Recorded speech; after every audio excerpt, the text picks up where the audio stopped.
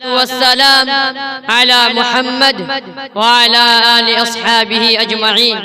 أما بعد، فقد قال الله تعالى في القرآن المجيد والفرقان الحميد: أعوذ بالله من الشيطان الرجيم، بسم الله الرحمن الرحيم، وما أرسلناك إلا رحمة للعالمين. معزز علماء کرام و مہمانان عظام اور عزیز ساتھیوں، جب دعائے خلیل و نوید مسیحا سے نور ہدایت فاران کی چوٹیوں پر جلوہ گر ہوا اور اپنی ضیاء پاش کرنوں سے ساری دنیا کو منور کرنے لگا، اس وقت دنیا انتہائی نازک مرحلے سے گزر رہی تھی۔ خدا کی زمین پر کفر الحاد کا ڈنکا بج رہا تھا۔ اس نازک دور میں خدا کے آخری رسول صلی اللہ علیہ وسلم نے جہاں والوں کو رشد و ہدایت، فلاح و بہبودی کا راستہ دکھایا، ہلاکت و ضلالت کے عمیق غار سے نکال کر کامیابی و کامرانی سے ہمکنار کیا، دنیا کو ایک نئی زندگی عطا کی۔ دنیا والوں کو چاہیے تھا کہ آپ کی آواز پر لبیک کہے اور دامن اسلام سے وابستہ ہو جائے، لیکن وہ احسان سناشی کے بجائے احسان فراموشی پر اتر آئے۔ پیغمبر اسلام اور متبعین اسلام کو طرح طرح کی ایذائیں پہنچائی گئی اور ان کو ہر طرح مشت ستم بنایا گیا۔ آپ کے راستے میں کانٹے بچھائے جاتے، آپ کی باتوں کا مذاق اڑایا جاتا، نماز کے عالم میں گردن مبارک میں چادر کا پھندا لگایا جاتا، اونٹ کی اوجڑی رکھ دی جاتی اور اسلام لانے والوں کو بری طرح زد و کوب کیا جاتا، انہیں مکہ کی گلیوں میں گھسیٹا جاتا۔ اسلام سے برگشتہ کرنے کے لیے ظلم و ستم کے تمام حربے استعمال کیے جاتے تھے۔ مکہ والوں کا ظلم یہاں تک بڑھا کہ آپ کو اپنے اصحاب سمیت مکہ چھوڑ کے مدینہ ہجرت کر جانے پر مجبور ہونا پڑا۔ اگر حضرت صلی اللہ علیہ وسلم چاہتے تو دشمنوں کے حق میں بددعا فرما دیتے، اور دنیا نے جو نظارہ عاد و ثمود اور دیگر نافرمان قوموں کا قہر خداوندی کے وقت کیا تھا، وہی منظر پھر ایک بار نگاہوں کے سامنے آ جاتا ہے۔ لیکن قربان جائیے آپ کی ذات گرامی پر جنہوں نے کبھی بددعا نہ فرمائی۔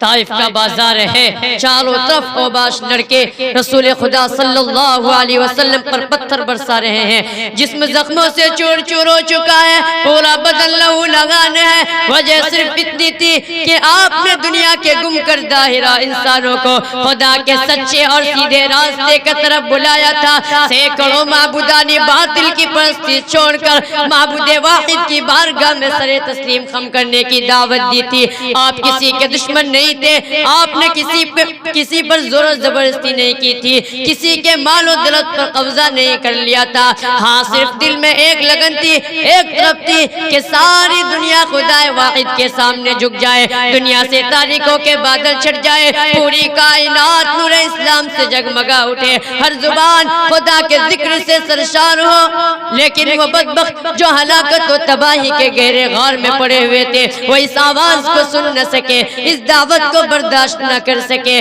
معبود واحد کی پرستش ان کی نظر میں ایک انوکھی چیز تھی، ان کے دل بے نور تھے، ان کی آنکھیں بینائی کے باوجود بصیرت سے محروم تھی۔ وہ باطل کے اندھیروں میں رہنا پسند کرتے تھے، ہدایت کے نور سے گھبرا گئے اور آپ صلی اللہ علیہ وسلم کے دشمن بن گئے۔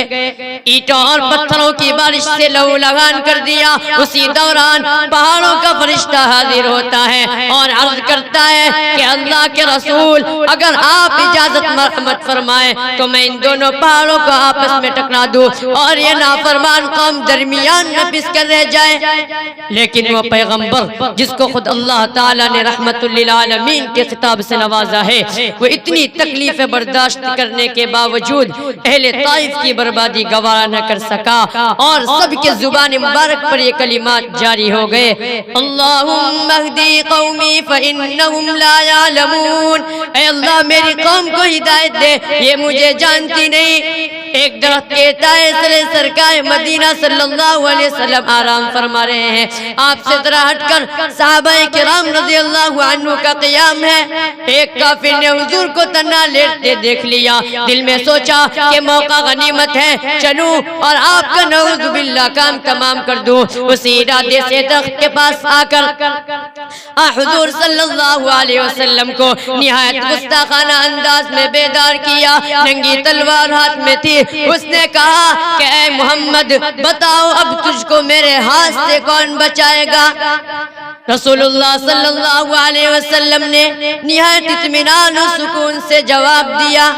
اللہ، خدا جانے اس لفظ میں کیا تاثیر تھی، یہ سنتے ہی وہ تھر تھر کانپنے لگا، اس کے بدن پر لرزہ طاری تھا، تلوار ہاتھ سے چھٹ چکی تھی۔ رسول اللہ صلی اللہ علیہ وسلم اٹھے، تلوار ہاتھ میں لی اور فرمایا کہ اے شخص بتا اب تجھ کو میرے ہاتھ سے کون بچائے گا؟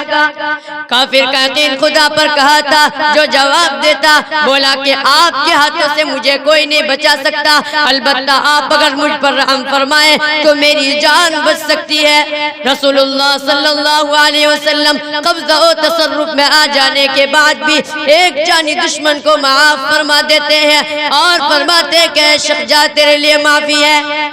مکہ فتح ہو چکا ہے، صحن حرم میں تمام اہل مکہ موجود ہے، ان میں وہ بھی ہیں جنہوں نے آپ کو اور آپ کے ماننے والوں کو برابر ستاتے رہے، مکہ چھوڑنے پر مجبور کیا۔ ان میں وہ بھی تھے جنہوں نے آپ کی نماز و عبادت، آپ کے اقوال و افعال کا مضحکہ اڑایا۔ وہ وحشی بھی آپ کے قبضہ میں تھا جس نے آپ کے پیارے چچا حضرت حمزہ کے خون میں ہاتھ رنگا تھا۔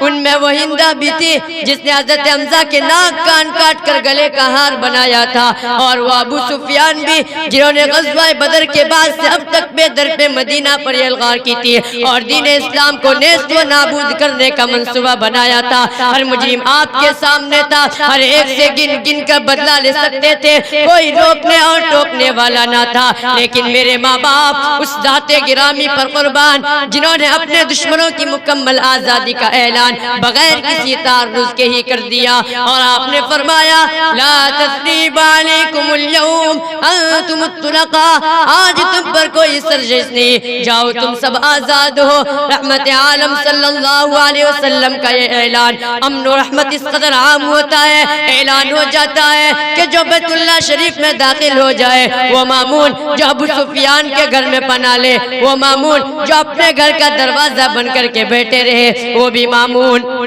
دنیا کا قاعدہ ہے کہ جب کوئی فاتح قوم مفتوح کے علاقوں میں داخل ہوتی ہے تو ایک طوفانی بدتمیزی برپا کر دیتی ہے، سہاگنوں کو بیوہ، بچوں کو یتیم، سرسبز و شاداب بستیوں کو ویرانے اور کھنڈر میں تبدیل کر دیتی ہے، اور فتح کے نشے میں ہر کام کر ڈالتی ہے جو انسانیت اور تہذیب کے منافی ہوتا ہے۔ ان الملوک اذا دخلوا قرية افسدوها وجعلوا اعزت اهلها اذلہ، بے شک دنیاوی بادشاہ جب کسی بستی میں داخل ہوتے ہیں تو اسے ویران کر ڈالتے ہیں اور وہاں کے شرفاء کو ذلیل کرتے ہیں۔ رسول اللہ صلی اللہ علیہ وسلم بھی ایک عظیم فاتح تھے، کیا آپ نے بھی ان بستیوں کو اجاڑا، آبادیوں کو تاس ناس کیا، قتل عام اور خوریزی کا بازار گرم کیا؟ کیا آپ نے بھی دشمنوں کے ساتھ وہی سلوک کیا جو دشمنوں نے آپ کے ساتھ روا رکھا تھا؟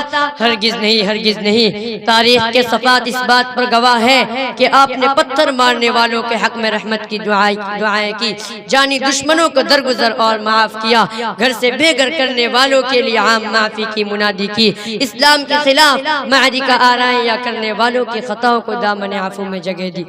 میں اپنی تقریر کو ایسے ختم کرتا ہوں۔ آخر دعوانا الحمدللہ۔ عزیز دوستو، آپ کو یہ خوشی ہوگی، یہ چھوٹا سا بچہ یہ کہاں کا ہے؟ کون سے پیڑ کا پھول ہے؟ یہ آپ ہی کے علاقے کا لالو بیٹا ایک جگہ ہے لالو بیٹا کوئی گاؤں؟ بولو زور سے، ہے شاید یہیں آجو باجو ہے لالو بیٹا۔ لالو بیٹا میں ایک ماسٹر مختار صاحب رہتے ہیں، اللہ اس بچے کی وجہ سے ان کے پورے خاندان کے گناہوں کو معاف فرمائے۔ ماسٹر عبد المجید کا لڑکا، یہ لالو بھٹا کا، آج چھوٹا سا بچہ آپ کے سامنے جو تقریر کیے، جب یہ حافظ بن جائے گا، مولوی بن جائے گا، یا ڈاکٹر بن جائے گا، یا انجینئر بن جائے گا، بتاؤ قوم کو کہاں سے کہاں تک پہنچائے گا۔ اور پھر یہ بچہ جب دیکھا یہ امامت کرتا ہے، میں اسی پہلے جمعہ کو ایک جگہ میری مسجد میں کہا کہ میں آپ تمام 3500 لوگ میرے یہاں جمعہ پڑھتے ہیں، میں کہا بتاؤ مجھے پڑھانے کے لیے جو لوگوں نے چندہ دیا ہے، 10 روپیہ دیا ہے، تو اس کو یہ ثواب ملے گا نہیں ملے گا؟ ملے گا، ملے گا۔ اسی لیے آگے یاد رکھیے گا، میں ابھی آپ کے سامنے زیادہ حائل نہ ہوتے ہوئے مولانا افتخار صاحب، مولانا افتخار احمد، استاد حدیث جامعہ قاسم العلوم، میں جو لوگ کھڑے ہیں ادب کے ساتھ، ایک منٹ، جو لوگ کھڑے ہیں ذرا ادھر سے آ جائیں۔